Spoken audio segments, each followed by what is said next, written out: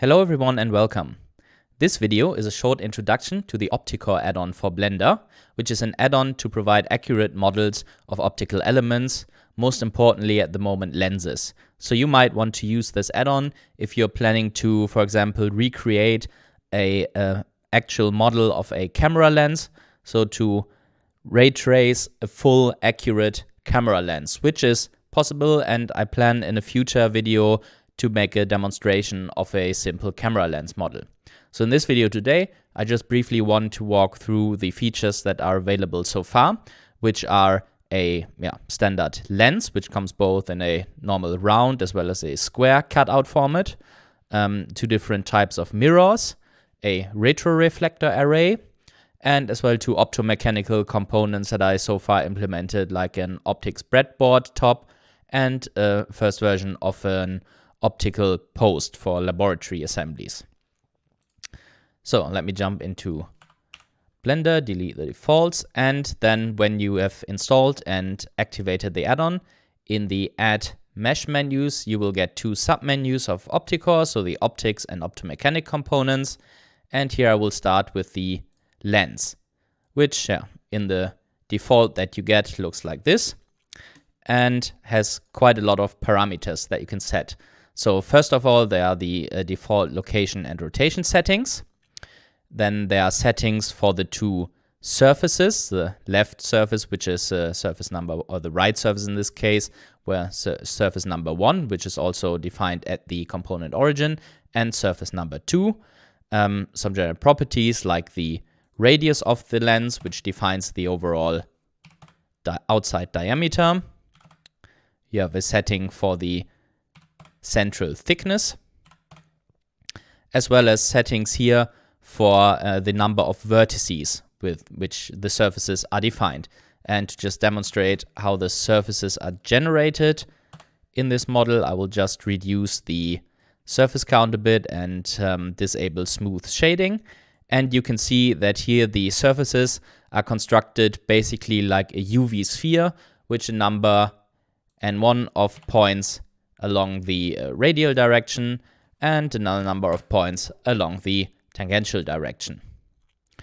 For smooth shading, I should say there are currently two different versions that are implemented. So by default, active at the moment is the auto smooth option of the mesh, so like you could find here in the normals menu.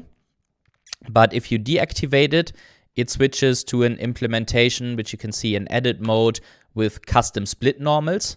There is a slight difference in behavior of the shading. So for lenses, it seems from the first few simple tests I did that the result is a tiny bit better. So you get a slightly better focus spot from a laser light source in LuxCore Render than with the auto smooth. But for other models, it was the other way around. I got better results with auto smooth, so I'm not quite sure yet what the differences really are internally in Blender and how these effects then come to be. There's another option for lenses, which is called here D-shaped lens, or you could also call it a cross-section model, where you get a half a lens for cross-section models, basically with a well-defined flat face on the side. There's also another point regarding accuracy is something experimental, which I've tried, is a different distribution of the vertices. So if I go into wire mode from the front, so this is the default UV layout with equally spaced vertices in the radial direction, and with the alternative distribution, why have they disappeared? Sorry, this depends on the number of vertices.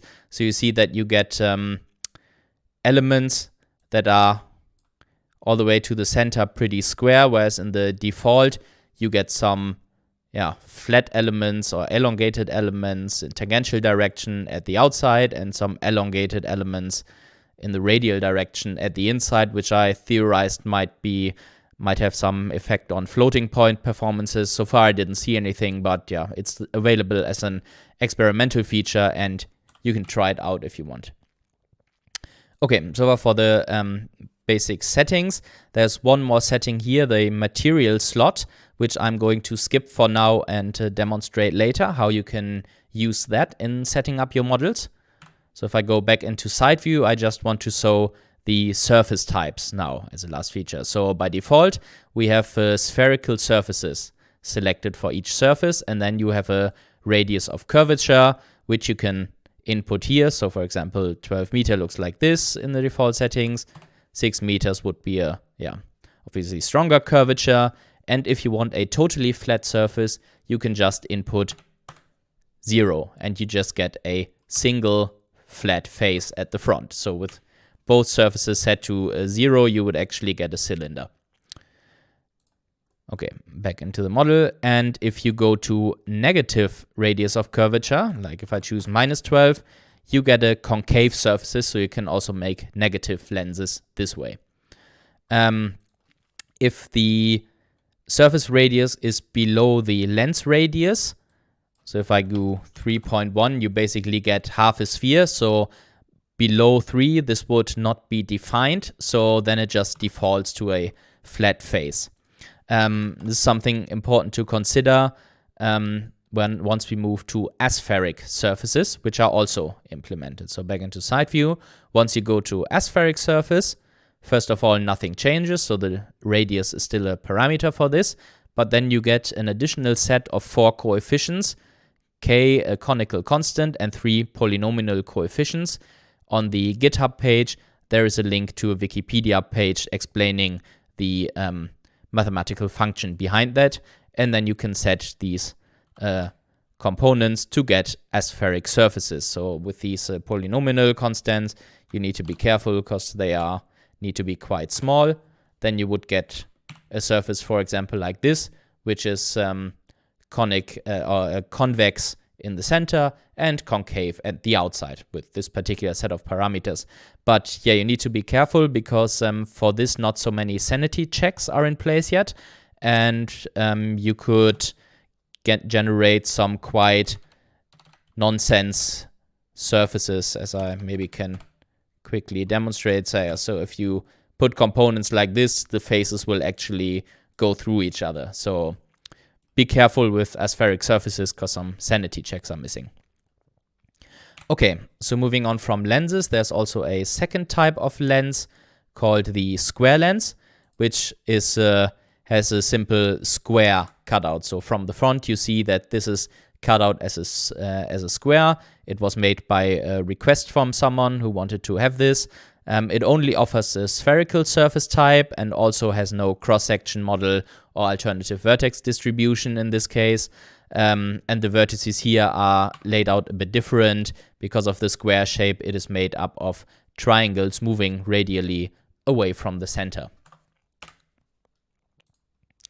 Now next up, there is the mirror element, which by default generates a bit away from the origin. And there are two surface shapes here, spherical again and parabolic. And the parabolic is a bit more interesting. You again have a surface radius that you can set, and you can already see if I change the surface radius, the mirror object moves relative to the origin. And this is because you have two choices of origin position here, which is mirror center. So this would be then like the lens, where it stays fixed at the center of the first surface, but also focal point. So you can actually set the origin to the focal point of the mirror. And this becomes important when you are dealing with offset angles. So in laboratory setups, you often use off-axis parabolic mirrors. So for example, now I can input an offset angle of 45 degrees, and you can see that the mirror now moves off to the side. So this way you can generate a mirror by definition of a focal point. If you know where you want light to be focused, then you just put your 3D cursor there and generate your mirror accordingly. Also an interesting side feature here, or something you find in laboratories, is that you can generate this mirror with a central hole. So a little abuse for this mirror object I found is if you make the back thickness really long, get a rather large hole, and then choose an offset angle of about, actually I'm going to set the origin at the mirror center here so it doesn't drift off. So choose a very high offset angle of something like 170 degrees. And now you've got yourself a model of a hypodermic needle.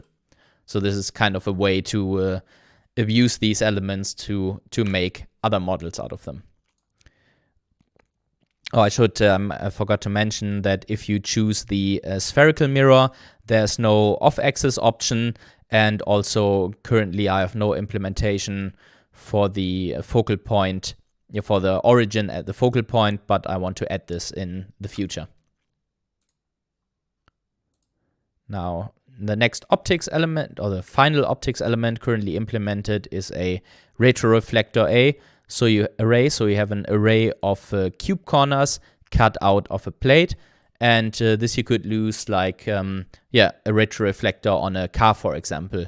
You have to be careful how you use this, because there would be two different ways to choose materials for this. So I always use LuxCore render, which is very good for optical components. So you could either use it as it is generated by default with the cube corners at the front, in which case if the light comes from this side where the cube corners are, then you should use a mirror material with it. But in cars or bikes or wherever, they are often made from plastic, and that uses the effect of total internal reflection, where actually you should flip this model 180 degrees around, so the light would come from the top now onto the front face. You then take a glass material in LuxCore, so the light passes through the front face and then gets reflected on the cube corners by the principle of total internal reflection. So yeah, maybe the mirror way might be a way to cheat around and make it render a bit more efficiently, because you would only need the 3 mirror bounces instead of 2 more glass transitions to go in and out of the object. But it also has a different off-axis behavior, so it would not behave quite the same. If you have light paths that are come in quite off-axis, this total internal reflection can fail in some ways, so you actually get different behavior with these two methods. And yeah, this is something you should be careful about. At the moment, the edges of this are not cut out quite cleanly because it was a bit difficult to define that exactly. Also, there is a second type of retroreflector here where instead of cube corners, it uses triangles or tetrahedron. Basically, it's just the cube corners cut in half. It was a bit easier to implement. It's not actually how any retroreflector arrays are manufactured in real life, but I figured, well, why not have it since it's there? And then so you just have basic control over the outline dimensions, as well as the cube corner spacing, which effectively determines the size of the individual cube elements. And also you can set the thickness of the whole thing. If you set this positive, then you effectively get something similar to the way you use with the glass material, just the cube corners actually stick out. So whether you take a positive face thickness or rotate the whole thing by 180 degrees is up to you. And then finally, an interesting feature, which is also quite realistic actually, but I haven't figured out any good default values yet, are the tip offsets. So you can actually apply a systematic offset within a small range of the tips of the cubes in X, Y, and Z direction. And this is used on real retroreflectors for cars because you actually don't want the light to be reflected exactly back, but to some slight angles. Otherwise, light coming from the headlight of a car would end up back in the headlight of the car and not in the eyes of the driver, where he can see the reflections from road signs or other cars. But I have not yet figured out good default settings for this. And another extra tip to make it more realistic, because if you render it like this with very clean edges, then you don't get a typical segmented look that retroreflector arrays have. So to get that, just go into edit mode, select all the edges, and then apply a very small bevel to the edges. This way you get this segmented effect that you also see in close-up images of real retroreflectors. Okay, so much for the optical components that are currently implemented. Just briefly to show the optomechanical components, there's a standard Thorlab style optical post half-inch, which I've implemented. Basically, the only thing you can really set here is the length of it. Has a hole at the top and bottom that would have, as well as the through hole, which these posters have. And the second one is quite large by default, so I'm going to have to adjust probably the view parameters here of Blender, because I've defaulted it with basically millimeter units instead of meters, and it creates an optical tabletop with beveled corners, as well as all the screw thread holes with beveled corners as well. And I'm not sure if this is really the most efficient way to implement something like this compared to making a small piece and then instancing it in an array. But I figured if someone wants to have this as a full single well-defined mesh, for example, to cut out a piece by Boolean operation, then this might be quite helpful. Also a nice feature is that if you want to have screw threads on here, so modeling them out would lead to far too many triangles, but you could do it by shader, for example. And for this, I have made it so you can assign two materials now that you have it. So call it like your first material table, and the second material you create would be the screw thread material. And now if you tap into edit mode after generating this, you will notice that all the interior faces in the holes are pre-selected. So you only need to tap into edit mode, select your thread material and assign, and you have all the different material assigned to all the screw holes. So this makes it a bit easier for you to assign this if you want to use that. Okay, so this is a demonstration of the different components that are currently available. As I already said, I want to follow up this video with an example of a real-life lens system, how you would go about and do that with LuxCore Render. And just briefly for the end, I want to give you a very small demonstration of workflow that you can do, because as I said initially with the lens, I've skipped over this material parameter that you can set. And so I've set up an example scene here with a laser light source over here and a homogeneous scattering volume. So if I go into render view, you can see there's a laser beam here. And if I now add a lens into it, by default in LuxCore, it gets assigned a matte material. So we just see an illuminated circle here.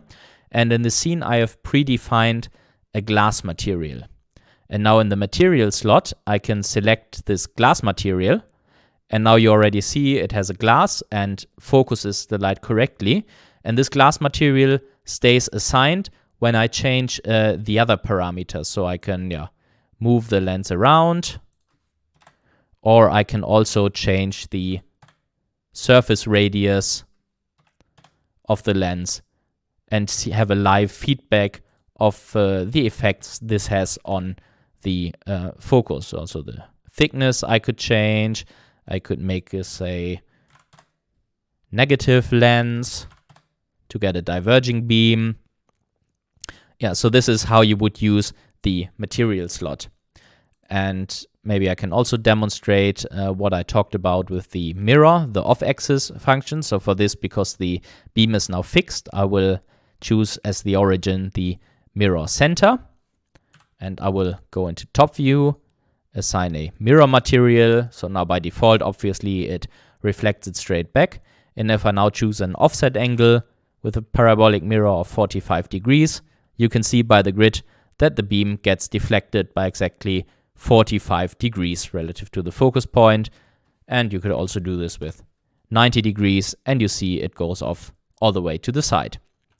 And so this is the workflow that you can use with the optical elements in the OptiCore library.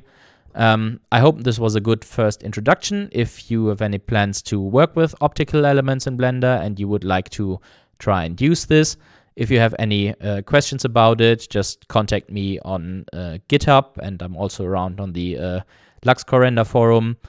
And yeah, if you have any feature requests, you can also always open a issue on GitHub and request it there. And if I know there's a need for any specific feature, then I can work on this more quickly than I normally would. Okay, thank you very much.